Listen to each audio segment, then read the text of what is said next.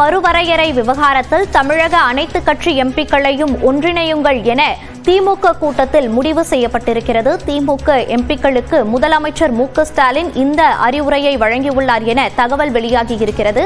இது குறித்த கூடுதல் விவரங்களோடு இணைகிறார் நமது செய்தியாளர் கோகுல். இது குறித்த விவரங்களை பதிவு பண்ணலாம்.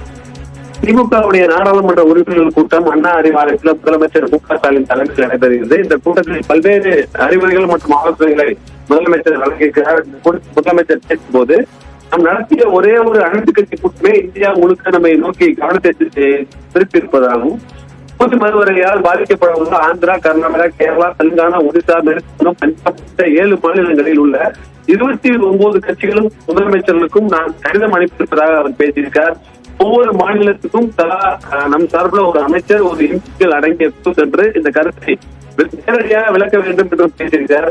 100 மறுவரை பிரச்சனையில் நமக்கான உரிமையை பெற இது ஒரு தொடக்கம் தான் என்றும் நம் கோரிக்கைகள் முழுமையாக வெற்றியிடும் வரை போராட்டம் முன்னெடுப்பும் தொடர வேண்டும் என்றும் இந்த கூட்டத்தில் முதலமைச்சர் பேசியிருக்கார்.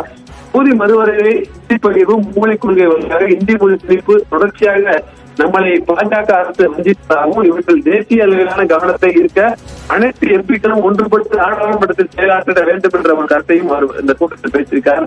தொகுதி மறுவரை என்பது தனிப்பட்ட ஒரு கட்சியின் பிரச்சனை இல்லை என்றும் தமிழ்நாட்டின் பிரச்சனை என்றும் மாநிலத்தின் பிரச்சனை என்றும், எனவே திமுக தமிழ்நாட்டின் அனைத்து கட்சி எம்பிக்களையும் மற்ற மாநில கட்சியின் எம்பிக்களையும் ஒருங்கிணைத்து முன்னெடுப்புகளை டெல்லியில் எடுத்துக்கொள்ள வேண்டும் என்ற கருத்தையும் பேசியிருக்கிறார். உடனடியாக டெல்லியில் தமிழ்நாட்டு எம்பிக்களின் கூட்டத்தை நடத்தி அவர்களது கருத்துக்களை நாடாளுமன்றத்தில் இரு அவைகளும் செயலாற்ற வேண்டும் என்ற கருத்தையும் பேசியிருக்கார்.